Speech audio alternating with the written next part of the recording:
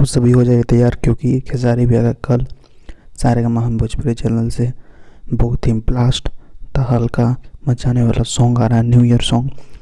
तो आप सभी से रिक्वेस्ट रहेगा कि सॉन्ग को अपना प्यार तो जरूर दीजिएगा, उसको ट्रेंडिंग में लाना है।